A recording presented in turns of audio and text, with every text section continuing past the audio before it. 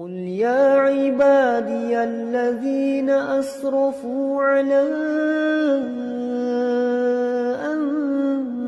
أنفسهم لا تقنطوا من رحمة الله. بسم الله الرحمن الرحيم. السلام عليكم ورحمة الله وبركاته. الحمد لله نحمده ونستعينه ونستغفره ونعوذ بالله من شرور أنفسنا ومن سيئات أعمالنا. من يهده الله فلا مضل له ومن يضلل فلا هادي له. أشهد أن لا إله إلا الله وحده لا شريك له وأشهد أن محمدا عبده ورسوله صلى الله عليه وعلى آله وصحبه ومن صار على النهج واستنى بسنته إلى يوم الدين. أما بعد. يا أيها الذين آمنوا اتقوا الله حق تقاته ولا تموتن إلا وأنتم مسلمون. Jemaah sekalian, teman-teman ikhwani wa akhwati fillah, hafizani wa hafizakumullah. Kita akan melanjutkan kajian kita dari pembahasan kitab Al-Jadid fi syarh kitab Tauhid, dan kita masih pada bab yang ke-19 tentang sikap keras Rasulullah sallallahu alaihi wasallam terhadap orang yang beribadah kepada Allah di sisi kuburan orang saleh. Fa kaifa idza abadahu, bagaimana lagi kalau dia menyembah orang saleh tersebut. Dan bab ke-19 ini menunjukkan bentuk kasih sayang Rasulullah sallallahu alaihi wasallam, di mana beliau senantiasa mengingatkan umatnya dari perkara-perkara yang membinasakannya.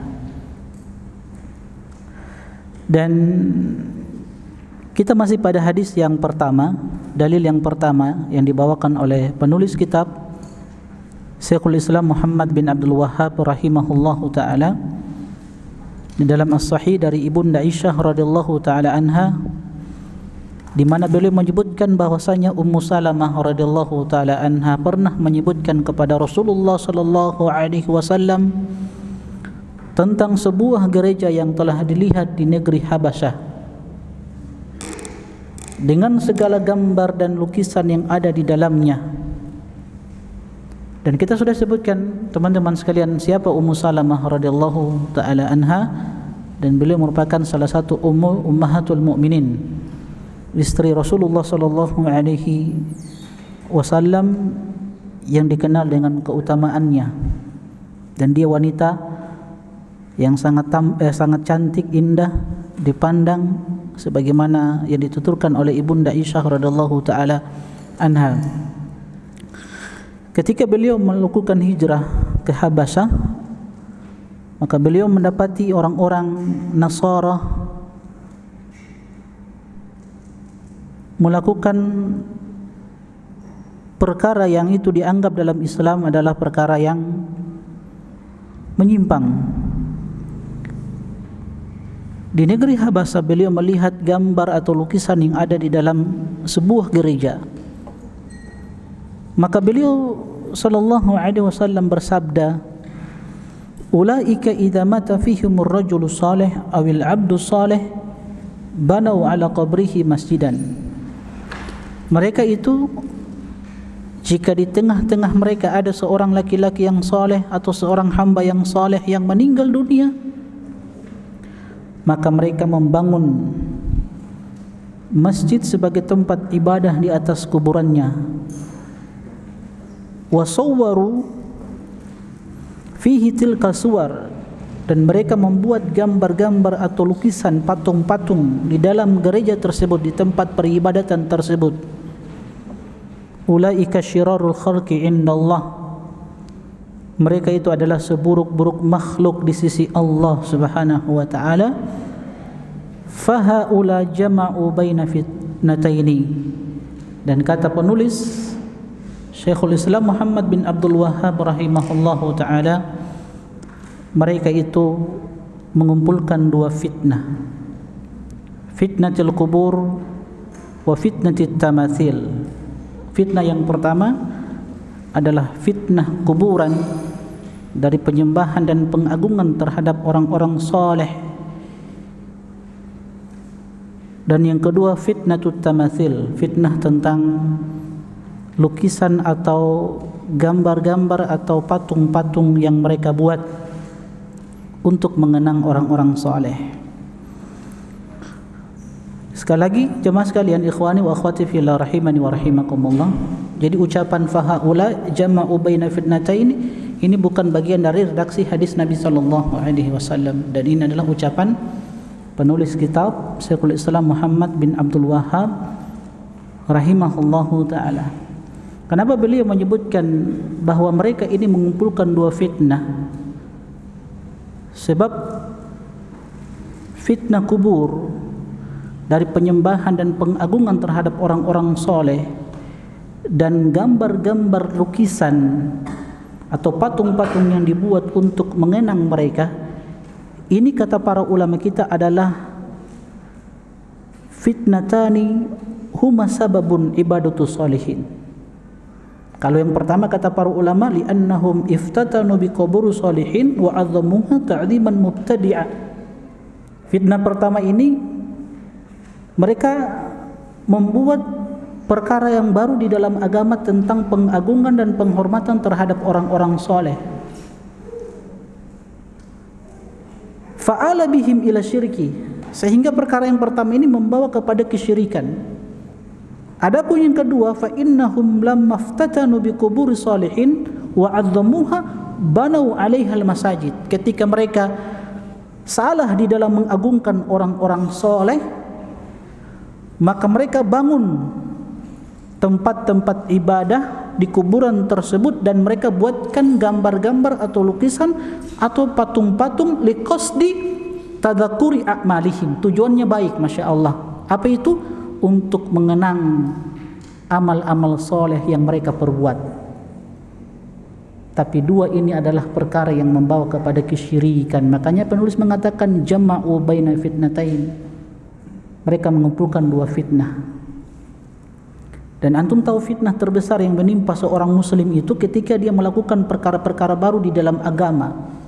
Dia mendahului Rasulullah sallallahu alaihi wasallam, dan itu ucapan Imam Malik rahimahullahu taala. Wa a'dhamu fitnah, fitnah yang terbesar yang menimpa seorang hamba itu ketika dia mendahului Rasulullah sallallahu alaihi wasallam dalam perkara ibadah, ketika dia membuat perkara-perkara baru. Contoh pada perkara ini, ketika mereka membuat patung-patung, gambar-gambar, lukisan di sisi kuburan orang saleh. Tujuannya baik.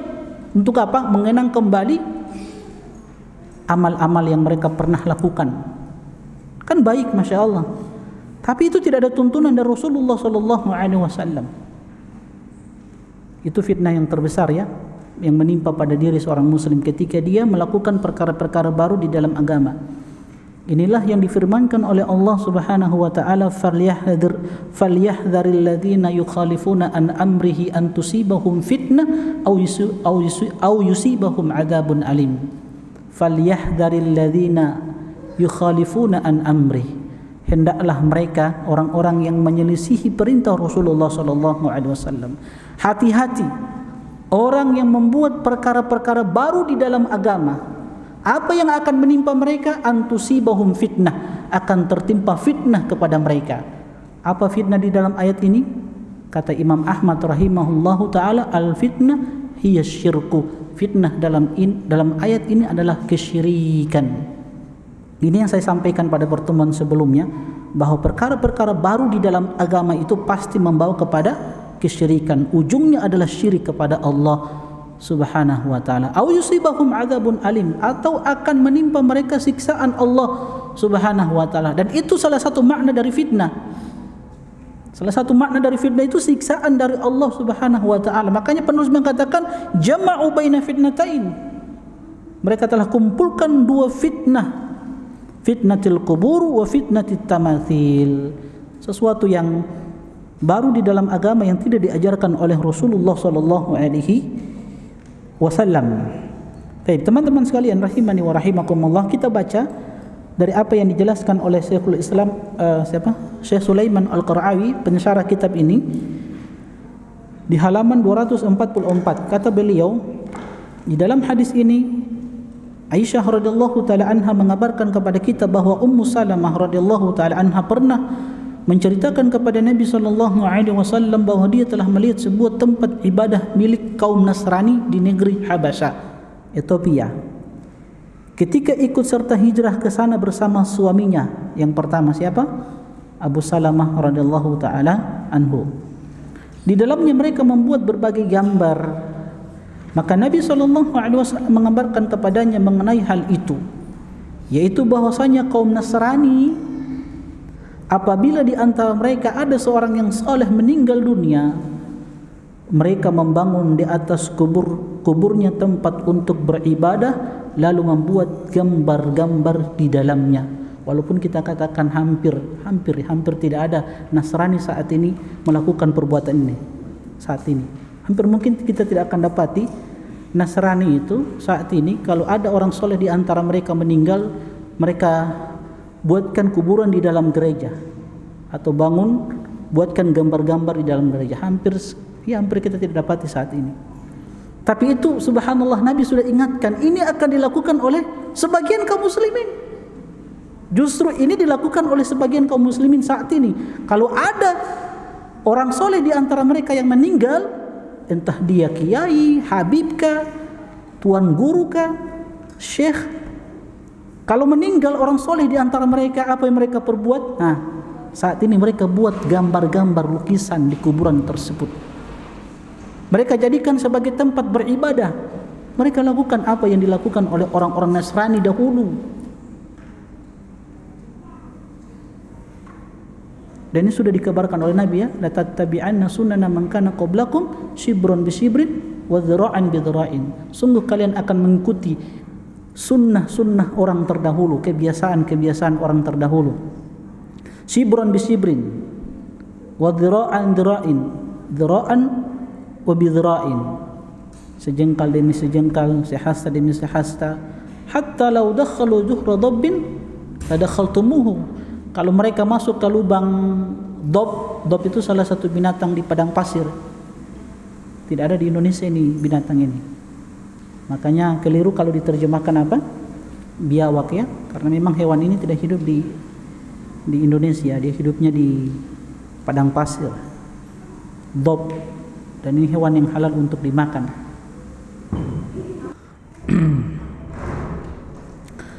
Ma'asyiral muslimin, ikhwani wa akhwati fillah, hafizani wa hafizakumullah. Jadi Nabi sudah kabarkan, sungguh kalian akan mengikuti kebiasaan orang-orang terdahulu. Sejengkal demi sejengkal, sehasta demi sehasta, sampai kalau mereka masuk pada lubang dob, maka kalian akan ikut masuk di dalamnya. Padahal lubang dob itu lubang yang sangat kecil, sulit orang masuk ke dalamnya. Tapi kalau mereka masuk, kita berusaha untuk masuk juga ke dalamnya. Maka para sahabat bertanya, al-Yahud wan Nasara, apakah mereka orang-orang Yahudi dan Nasrani? Apa kata Nabi? Faman, siapa lagi kalau bukan mereka? Dan itu terbukti, dan ini merupakan mukjizat Nabi SAW, dan apa yang Nabi kabarkan sudah terjadi saat ini. Ya, antum pernah dapat ya satu gereja yang di dalamnya itu ada gambar orang-orang soleh yang mereka sembah? Hampir tidak ada, ya. Tapi sekarang justru ini yang dilakukan oleh kaum muslimin, sebagian kaum muslimin. Di kuburan mereka buat apa? Gambar-gambar, lukisan. Padahal itu semua perkara yang bisa membawa kepada kesyirikan.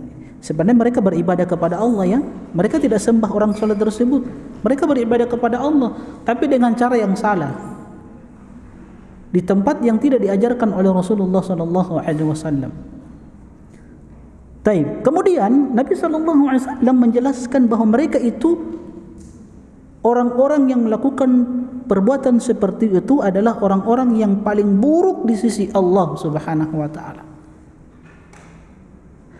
Nah, apa faedah yang bisa kita petik dari hadis yang mulia ini, teman-teman sekalian? Pertama, hadis ini menunjukkan diterimanya khabar atau kabar dari seorang wanita yang adil, yang baik, yang thiqah, yang beriman kepada Allah Subhanahu wa taala. Riwayatnya bisa diterima selama dia adil dan thiqah. Yang kedua, bahwasanya membuat gambar-gambar di tempat ibadah adalah di antara kebiasaan kaum Nasrani. Itu. Jadi apa yang dilakukan oleh sebagian kaum muslimin saat ini, itulah yang mereka lihat dari orang-orang di luar Islam. Makanya Rasulullah SAW melarang kita untuk mengikuti kebiasaan orang-orang terdahulu. Man tashabbaha biqaumin fahuwa minhum. Siapa yang menyerupai satu kaum, maka dia termasuk kaum tersebut. Nabi SAW melarang kita untuk mengikuti kebiasaan-kebiasaan mereka, entah itu gaya hidupnya mereka, cara berpakaiannya mereka, apalagi ritual-ritual mereka, adat istiadat mereka. Makanya kata Nabi, khaliful musyrikin,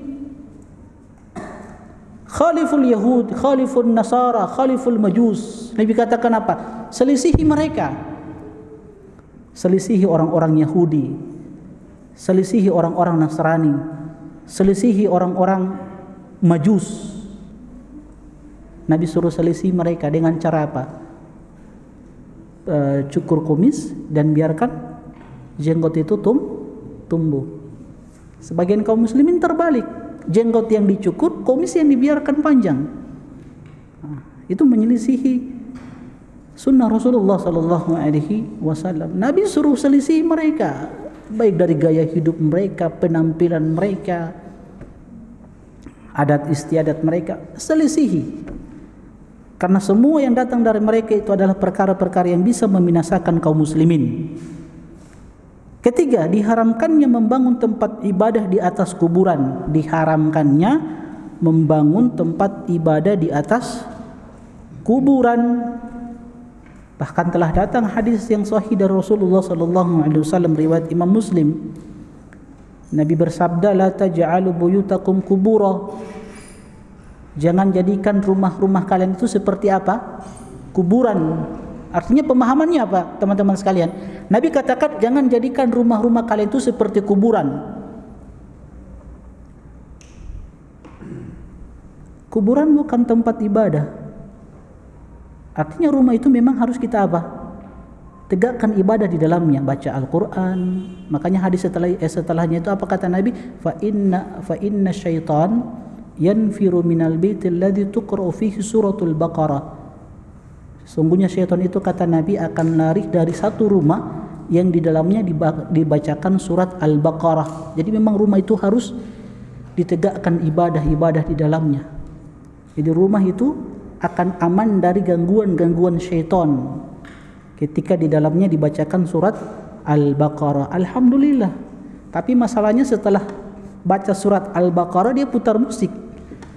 Dia undang ulang setan dia. Itu masalahnya kan? Rajin dia, Masya Allah, baca surat Al-Baqarah. Tapi setelah itu dia putar musik. Sama, dia undang ulang setan.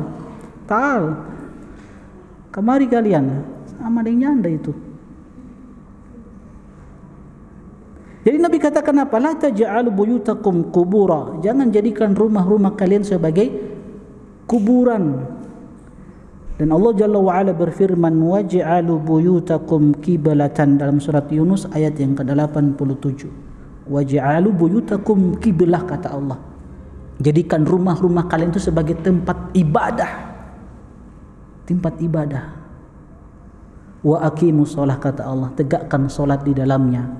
Bagi lelaki maksudnya solat-solat sunnah, bukan solat wajib di rumah, enggak di masjid. Maksudnya solat-solat sunnah itu kerjakan di rumah. Wa aqimus shalah kata Allah, dan tegakkanlah solat di dalamnya. Wa basyiril mu'minin, dan kabarkan berita gembira bagi orang-orang yang beriman kata Allah Subhanahu wa taala. Dan juga Rasulullah SAW dalam riwayat Muslim pernah bersabda, idza shalla ahadukumus salata fi masjidihi, apabila salah seorang di antara kalian selesai melaksanakan salat di masjidnya, bagi lelaki, falyaj'al li baitihi nasiban min salatihi, maka jadikan bagian dari salatnya itu untuk rumahnya. Dan ini salat sunnah itu kalau bisa kasih bagiannya untuk rumahnya. Kenapa? Karena kata Nabi SAW, fa inna Allah azza wa jalla ja'ilun fi baitihi min salatihi khaira, karena Allah akan jadikan kebaikan di dalam satu rumah yang di dalamnya ditegakkan solat. Ada kebaikan di rumah itu, kebaikan yang banyak, insyaallah. Nah, tapi syahidnya di sini Nabi SAW melarang kita menjadikan rumah sebagai kuburan. Artinya kuburan itu bukan tempat ibadah. Bukan tempat ibadah kuburan itu. Kuburan itu sebagai tempat untuk kita mengingat kematian. Boleh kita berziarah, bahkan itu perintah Nabi SAW. Memang di awal-awal Islam Nabi SAW melarang sebagian sahabat untuk berziarah ke kuburan. Karena apa? Karena akidah mereka masih lemah ketika itu. Setelah kuat keimanan dan akidah mereka, maka Nabi katakan fazuruha, sekarang pergi untuk berziarah ke kuburan. Kenapa? Fa innaha tudzakirukumul akhirah. Sebab berziarah ke kuburan itu bisa mengingatkan kepada kematian. Itu tujuan kita datang berziarah ke kuburan, bukan tempat beribadah. Kita solat di situ, kita baca Al-Quran di situ, tidak. Semua solat dilarang di kuburan, kecuali satu solat. Solat apa itu? Solat apa yang diperbolehkan di kuburan? Solat jenazah. Di solat jenazah biasa di kuburan, sebagaimana yang dilakukan oleh Rasulullah SAW ketika beliau baru tahu bahwasanya ada wanita sahabiah yang suka bersih-bersih masjid meninggal. Nabi kan tidak tahu di malam hari wanita ini, sahabiah ini dikuburkan oleh para sahabat. Maka keesokan harinya ketika diketahui oleh Nabi SAW, Nabi marah. Kenapa kalian tidak beritahu saya? Maka Nabi pergi ke kuburannya dan sholat di situ, sholat jenazah. Itu yang diperbolehkan. Selain itu tidak boleh. Tidak boleh. Bacaan Al-Quran tidak boleh. Karena tidak ada tuntunan dari Rasulullah SAW. Keempat, dan diharamkannya meletakkan gambar di atas kuburan. Dalilnya tadi ya, itu perbuatan orang-orang Nasrani, dan kita dilarang tasyabbuh kepada mereka. Hubungan hadis ini dengan judul bab, hubungannya adalah dari segi bahwa hadis ini menunjukkan larangan keras terhadap orang yang membangun tempat ibadah di atas kuburan orang soleh. Tujuannya satu, karena dikhawatirkan akan menyembah orang yang dikubur di tempat tersebut. Jadi syariat kita itu berusaha untuk memutus perkara-perkara yang membawa kepada kebinasaan. Kita sudah sebutkan pada pertemuan yang lalu, kenapa diharamkan kita berdua-duaan dengan pasangan yang bukan mahram kita, ya, laki-laki berdua-duaan dengan perempuan. Tujuannya apa? Supaya tidak terjadi perzinahan. Begitu juga kenapa dilarang hasad, iri, saling memfitnah, ya, apalagi saling membenci. Karena perkara-perkara ini membawa kepada pertumpahan darah, diharamkannya demo, unjuk rasa dan sebagainya. Itu semua karena apa? Menjaga darah kaum muslimin.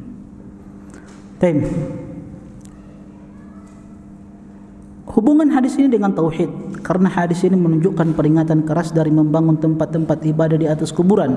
Karena hal itu bisa menyebabkan pengagungan kepada para penghuni kuburan, sementara mengagungkan itu adalah termasuk bentuk ibadah, dan memperuntukkannya kepada selain Allah adalah satu kesyirikan.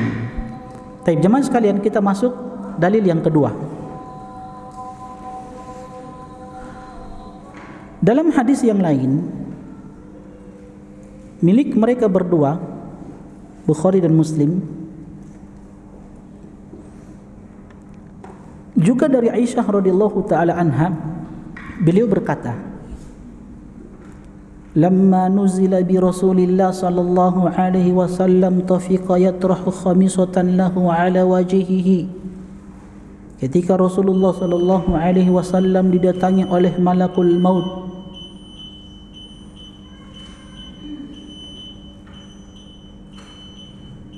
sudah azan dulu ya.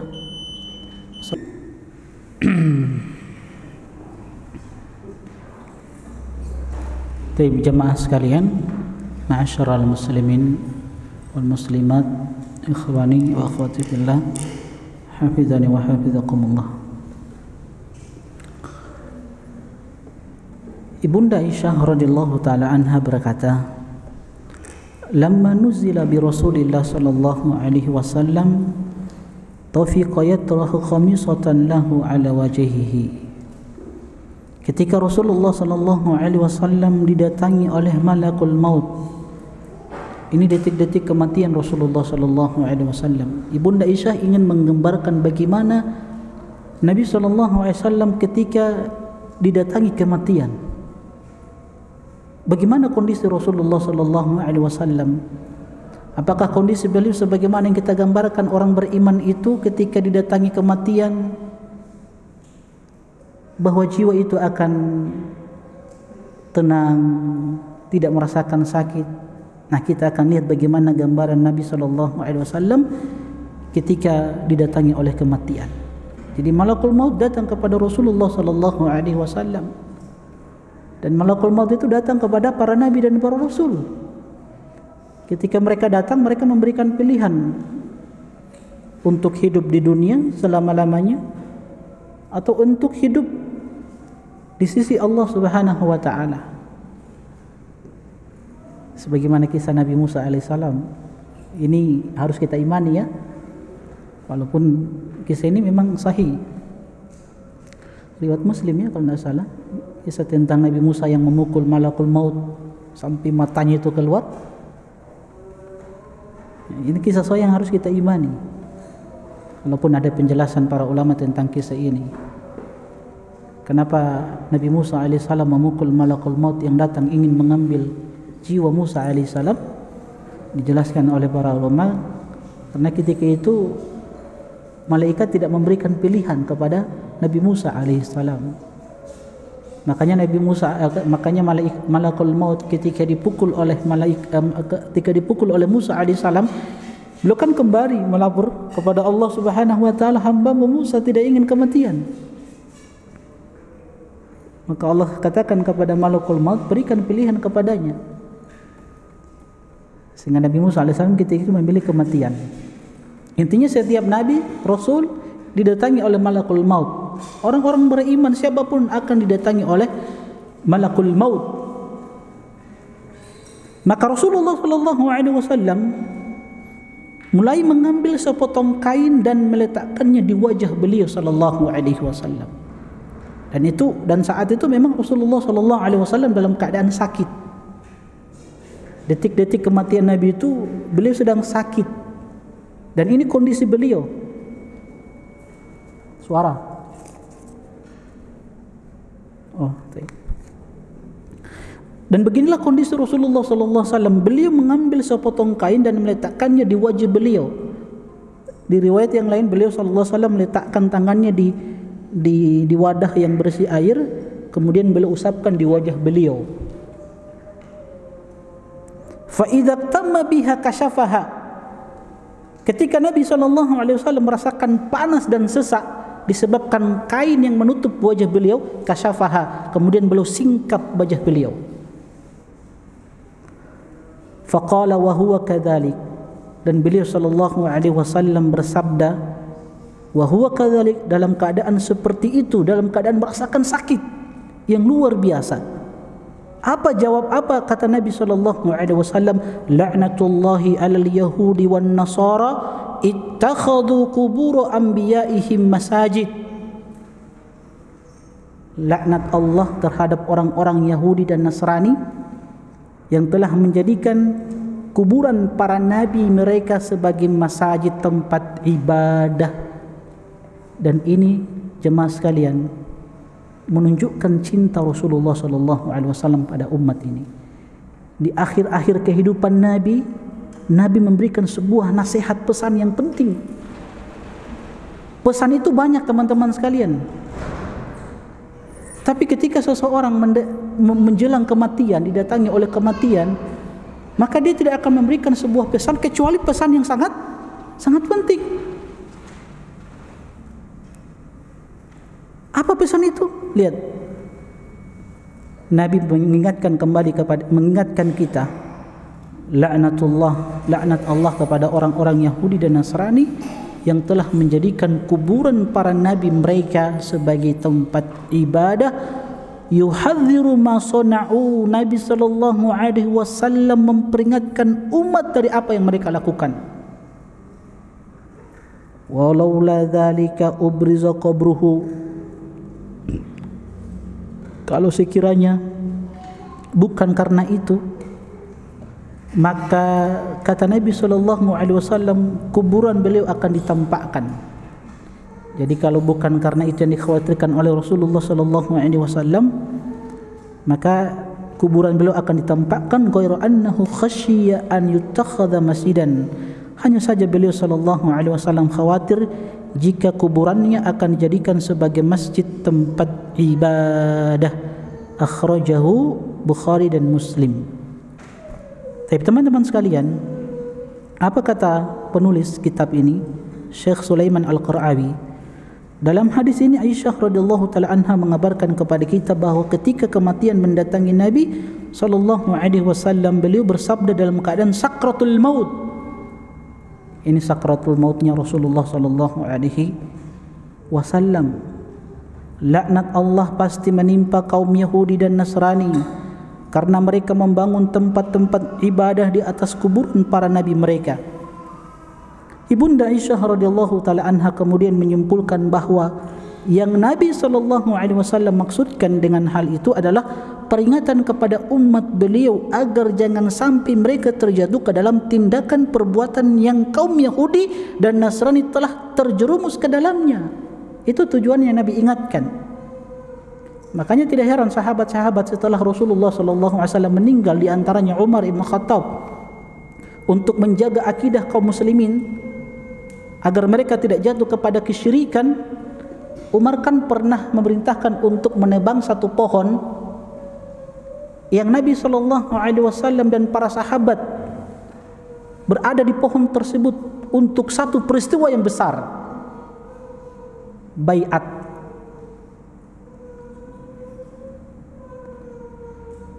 Yang Allah sebutkan dalam Al-Quran, laqad radiyallahu 'anil mu'minina id yubayyi'unaka tahta syajara.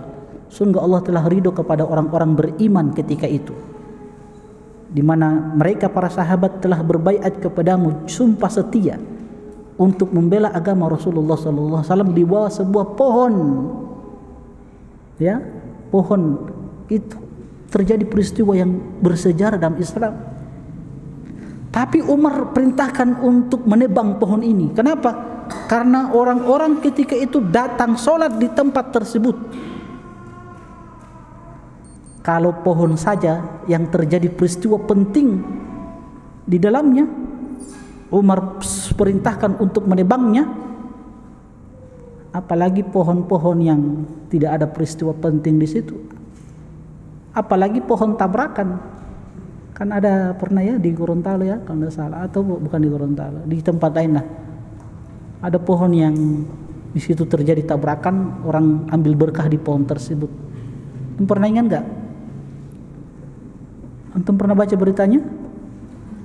Kematian seorang ustadz di negeri ini kan, meninggal dalam keadaan meninggal tabrakan ya, menabrak sebuah pohon. Antum tahu ustadznya kan? Nggak tahu? Ustadz terkenal di Indonesia ini yang meninggal tabrakan, menabrak pohon, ya. Akhirnya pohonnya itu didatangi kan, diambil berkah pohonnya tersebut. Itu masih ingat nggak? Tahun berapa itu ya? Tahun saya masih di Medina itu, saya ingat. Karena masalahnya pohon ini ditabrak oleh ustadz. Jadi anggap pohon ini ada berkah. Itu terjadi, terjadi. Ya, terjadi. Tapi di masa Umar yang seperti ini langsung ditebang supaya tidak terjadi kesyirikan di dalamnya. Begitulah cara sahabat-sahabat di dalam menjaga akidah kaum muslimin. Begitu kita menjaga akidah kaum muslimin. Kenapa?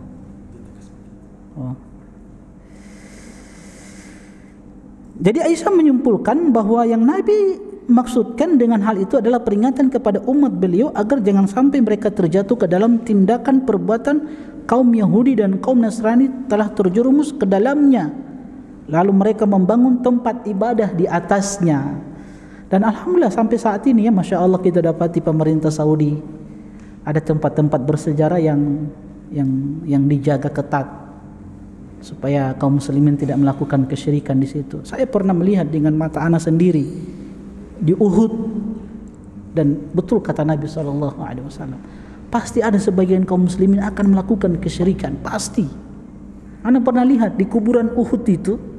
Saya kalau musim haji itu saya ditugaskan untuk jadi perwakilan dari tiap negara itu, diambil satu orang mahasiswa untuk memberikan arahan ceramah untuk jamaah haji. Kalau kita Indonesia, untuk jamaah haji Indonesia. Nah, ada beberapa teman-teman, salah satunya anak ditempatkan di Uhud, di kuburan Uhud.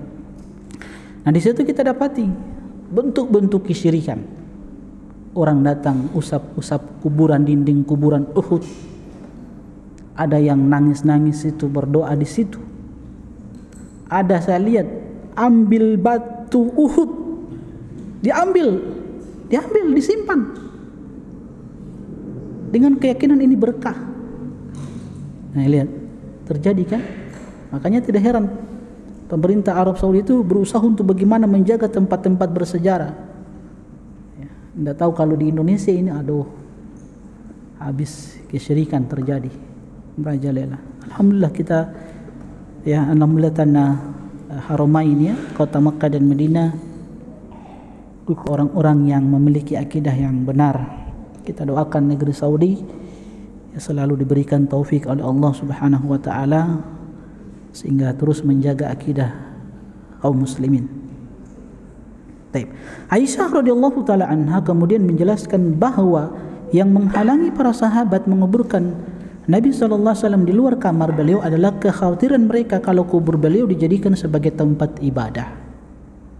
Nah, apa yang bisa kita petik dari hadis yang mulia ini? Pertama, kata penulis Syekh Sulaiman Al-Qarawi rahimahullahu taala, hadis ini menjelaskan begitu kerasnya sakratul maut yang dialami oleh Nabi sallallahu alaihi wasallam. Ini manusia yang terbaik, manusia yang paling bertakwa, manusia yang dosa-dosanya telah diampuni oleh Allah Subhanahu wa taala yang lalu dan yang akan datang. Namun bersamaan dengan itu jamaah sekalian, beliau sallallahu alaihi wasallam masih merasakan yang namanya sakratul maut. Apa itu sakratul maut? Sakratul maut itu kan rasa sakit yang luar biasa yang dialami oleh setiap orang menjelang kematian. Rasa sakit yang luar biasa sehingga apa? Menjadikan dia itu antara sadar dan tidak sadar. Makanya diambil dari kata sakrah, dari kata sakara yaskuru, sukron, bukan syukron, sukron. Makanya setiap yang menghilangkan akal itu disebut apa? Muskir. Kullu muskirin khamrun wa kullu khamrin haram. Kata Nabi apa? Setiap muskir yang menghilangkan akal, memabukkan, itu adalah khamar. Sakratul maut itu diambil dari kata itu, sakara, sukron, yang memabukkan, yang menghilangkan akal. Bukan syukron ya. Hati-hati, makanya belajar bahasa Arab. Untuk mau bilang terima kasih, sukron pakai sin, hati-hati. Syukron. Sakratul maut yang menutup akal. Makanya orang Arab sampai sekarang kalau dia perintahkan di syekh di Madinah begitu. Kalau dia perintahkan mahasiswa untuk tutup bab, dia bilang apa? Sakiril bab. Dari kata sakkaro yusakiru, menutup. Sakiril bab, tutup pintu itu. Kita di Madinah itu ada salah seorang syekh, kalau dia sudah masuk, maka orang yang di belakang tidak boleh masuk. Ya, ada sebagian syekh begitu, rahasia. Memang dilatih mahasiswa harus disiplin. Kalau syekh sudah masuk, sudah ditutup pintu. Sakiril bab, tutup pintu. Tidak ada lagi yang boleh masuk. Ada sebagian syekh itu Masya Allah, dia datang langsung absen. Dan absen kita waktu saya kuliah itu absen online. Jadi syekh itu sudah pakai tape begini, jadi absennya online, langsung di absen. Kalau sudah di absen kan tidak bisa lagi mau dirubah, sudah langsung masuk ke idaro kan. Ya, absen online. Jadi yang terlambat silakan mau masuk, tapi antum sudah goib, terhitung goib. Kalau antum datang masuk ining ilmu ya silakan, kalau tidak keluar. Begitu. Nah, diambil dari kata apa? Sakarah, yang menutup akal. Makanya orang ketika mengalami sakratul maut itu dia antara sadar dan tidak sadar. Karena dahsyatnya rasa sakit yang dia rasakan. Dan Nabi merasakan seperti itu. Nabi merasakan sakitnya luar biasa sakratul maut itu. Dan Allah Jalla wa'ala berfirman, dalilnya adalah waja'at sakratul maut dzalika kunta minhu tahid. Waja'at sakratul maut bil haqq dzalika ma kunta minhu tahid. Yang kata Allah telah datang sakratul maut bil haqq, dengan sebenar-benarnya. Dzalika ma kunta minhu tahid, itulah yang kalian lari darinya. Setiap kita lari dari sakratul maut. Setiap kita tidak suka yang namanya kematian. Bahkan ketika Rasulullah sallallahu alaihi wasallam menyebutkan man fariha atau man ahabba liqa Allah ahabballah liqa'ahu. Siapa yang cinta ingin bertemu dengan Allah, maka Allah pun cinta untuk bertemu dengannya. Man kariha liqa Allah karihallahu liqa'ah. Yang kata Nabi, siapa yang benci untuk bertemu dengan Allah, maka Allah pun benci untuk bertemu dengannya. Maka Ibunda Aisyah mengatakan, ya Rasulullah, kulluna nakrahul maut. Setiap dari kita benci yang namanya kematian, tidak suka kematian. Siapa yang suka dengan kematian? Siapa yang berharap kematian? Yang berharap kematian itu kata para ulama cuma dua, tidak ada yang lain. Pertama, jahilun bima ba'dahu. Orang yang suka mati itu ada dua. Pertama apa? Yang suka mati ya, dia ingin mati. Pertama, jahilun bima ba'dahu min yaumil qiyamah. Orang yang tidak tahu, orang yang bodoh tentang apa yang akan dialami setelah kematian. Makanya orang dengan mudahnya dia bunuh diri. Ya, ada galau dengan pacarnya, dia bunuh diri, langsung menghabisi dirinya. Kenapa dia bunuh diri, langsung mau mati? Kenapa? Karena dia tidak tahu bagaimana peristiwa setelah kematian itu. Kalau dia tahu bagaimana peristiwa setelah kematian, dia tidak mau mati. Yang kedua, kata para ulama, mustaqun au muhibbun liqa'illah. Orang yang mau mati itu karena sudah rindu dan cinta untuk bertemu Allah. Makanya Abu Darda mengatakan, uhibbul mauta ishtiyaqan ila rabbi. Aku cinta dengan kematian, kata Abu Darda, karena aku rindu untuk bertemu dengan Rabbku yang selama ini aku sembah. Cuman dua orang ini. Pertama, dia karena memang bodoh tentang peristiwa yang akan dialami setelah kematian, atau dia karena cinta dan rindu untuk bertemu dengan Allah Subhanahu wa taala. Maka Ibunda Aisyah mengatakan, ya Rasulullah, setiap dari kita benci yang namanya kematian, tidak suka dengan kematian. Kata Rasulullah sallallahu alaihi wasallam, laisa dzalik, bukan seperti itu wahai istriku, bukan apa yang engkau pahami.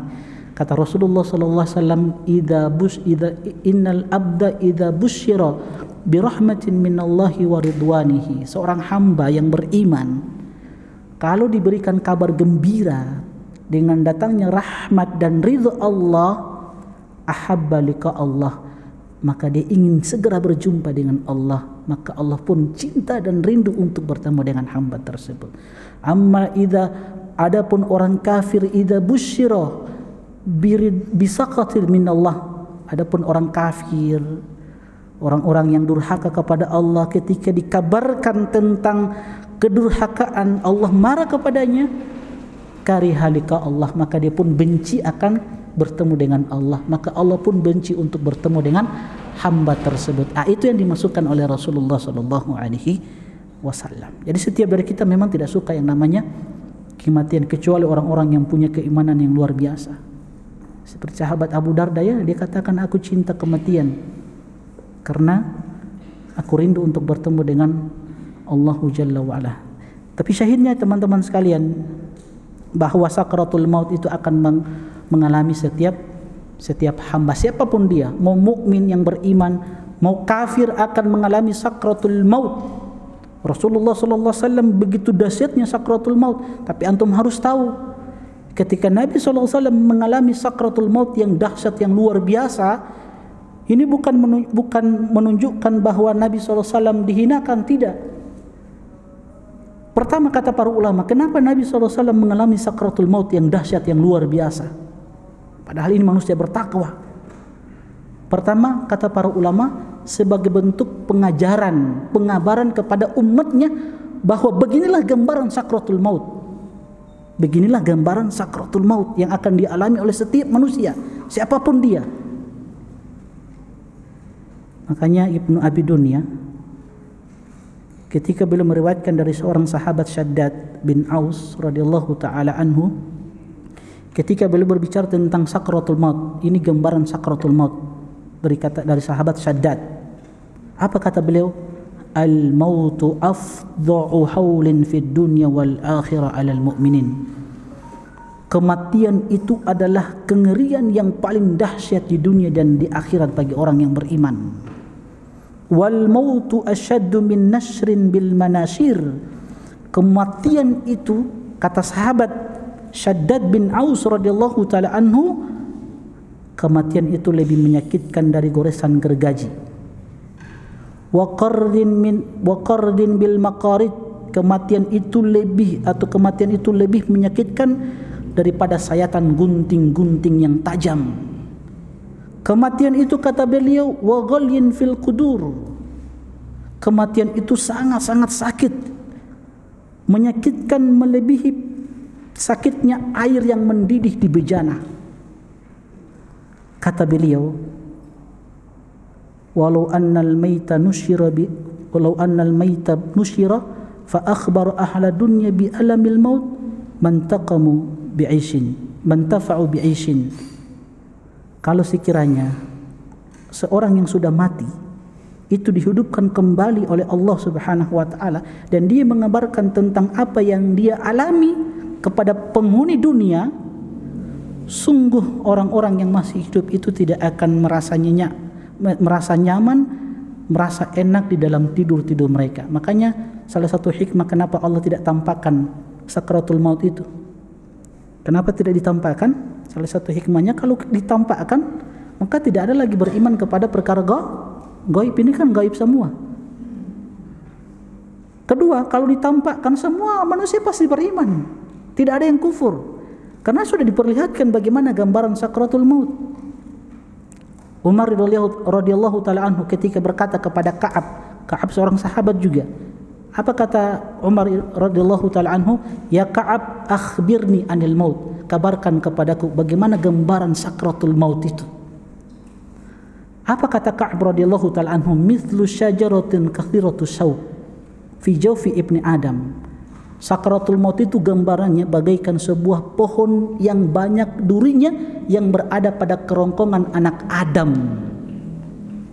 Sehingga dengan pohon yang berduri, yang begitu banyak durinya berada di kerongkongan anak Adam, semua urat-urat pada tubuhnya itu terputus satu persatu.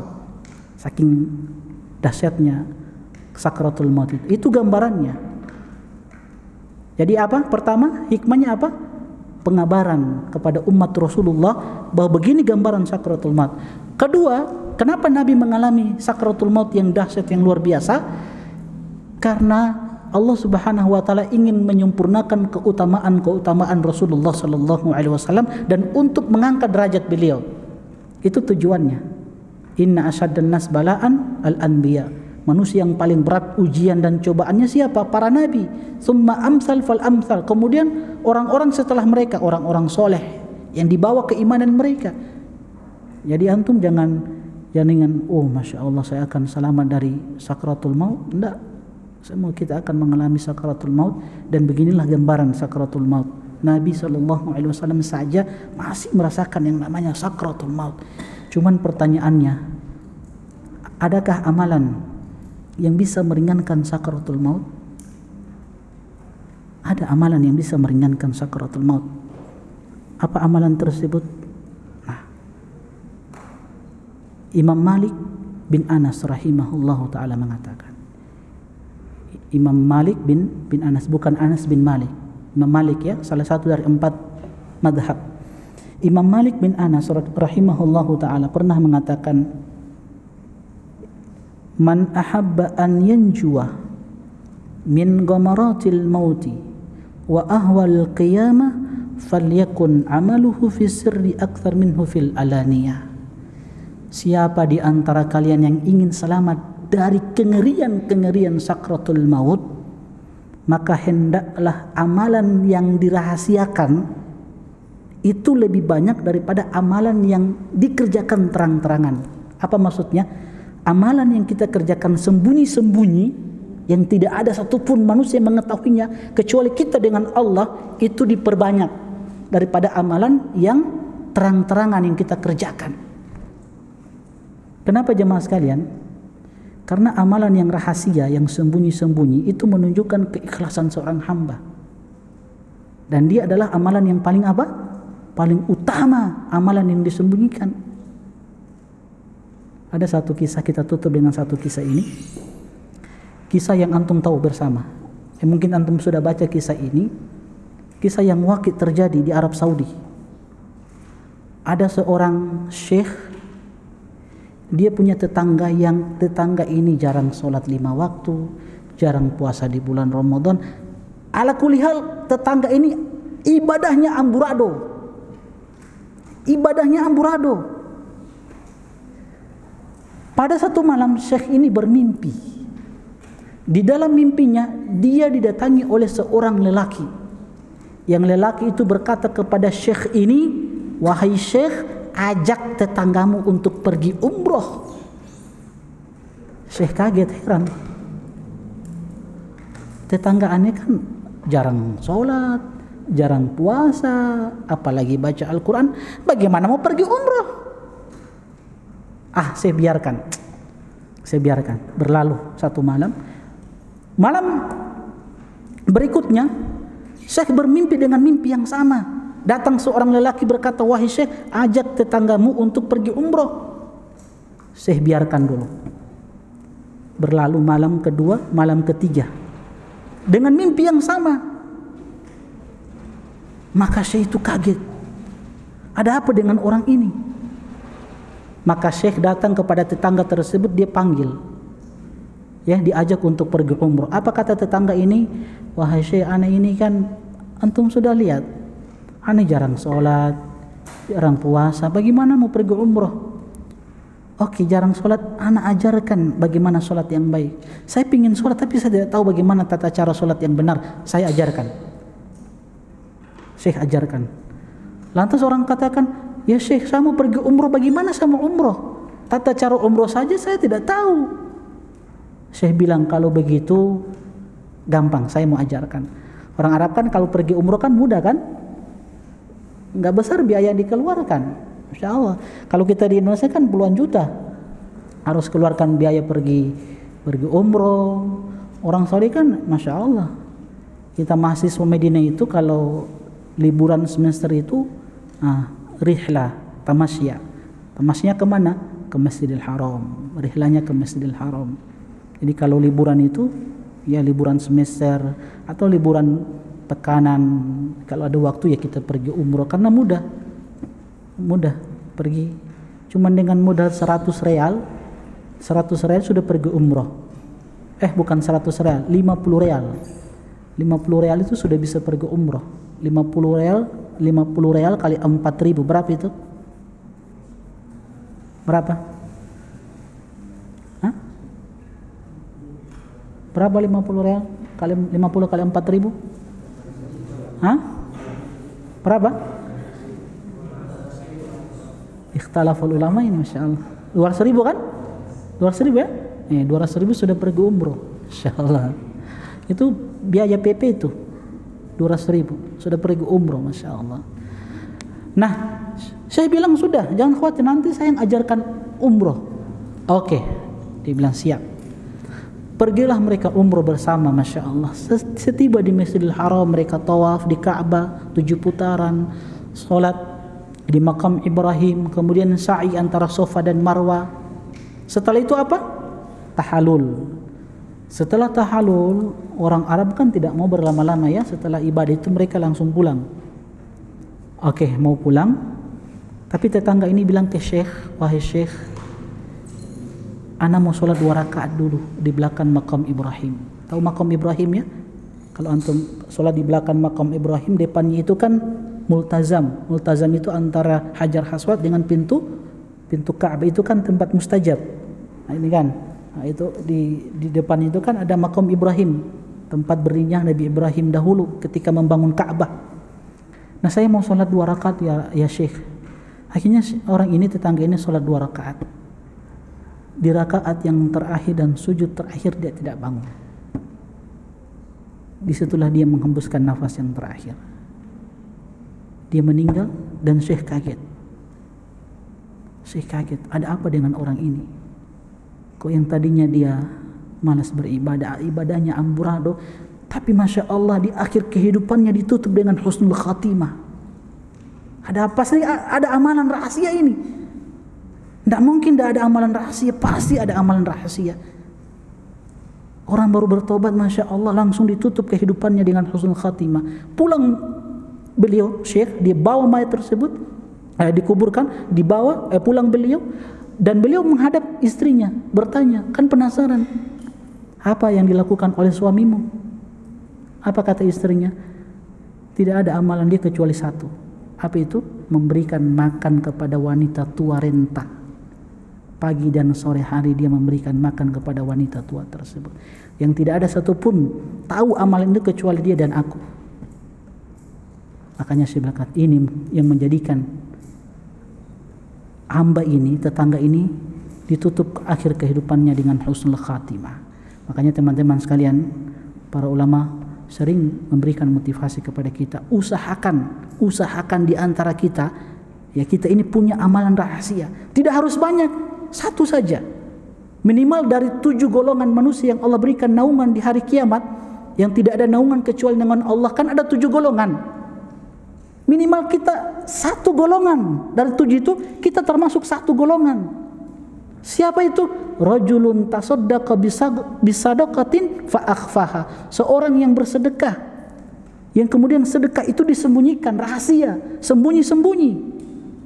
Hatta la ta'lam shimaluhu ma tunfiqu yaminuhu. Sampai-sampai tangan kiri tidak mengetahui apa yang diinfakkan oleh tangan kanannya. Itu 1 golongan yang selamat di hari kiamat, yang mendapatkan naungan Allah. Jadi usahakan kita ini punya amalan rahasia. Tidak harus banyak, biar cuma 1. Sebagaimana tetangga ini, di akhir kehidupan ditutup dengan husnul khatimah. Kan luar biasa. Sedekah, entah itu bacaan Al-Quran, entah itu sholat tahajud, 1 rakaat di malam hari saat orang tidur, 1 rakaat saja, tidak banyak-banyak. 1 rakaat sholat witir, tahajud. Jadikan itu amalan rahasia. Itu sedekah ke janda-janda yang antum tahu, tapi tidak ada yang tahu, bahkan istri tidak tahu. Kalau ditahu ya tidak jadi masalah. Ya, usahakan sampai istri tidak tahu antum bersedekah. Begitu. Ini amalan yang bisa menyelamatkan seorang hamba dari kengerian di hari ketika dia menghadapi sakratul maut. Ini saja yang dapat kita sampaikan. Insyaallah kita lanjutkan bab 19 ini pada pertemuan selanjutnya, dan insyaallah kita akan selesaikan pada pertemuan selanjutnya bab 19. Ini sudah 3 pertemuan ya. Wassallallahu nabiyana Muhammad wa ala alihi wasallam. Subhanakallahumma bihamdik, asyhadu an la ilaha illa anta astaghfiruka wa atubu ilaik. Assalamualaikum warahmatullahi wabarakatuh. قل يا عبادي الذين أسرفوا على أنفسهم لا تقنطوا من رحمة الله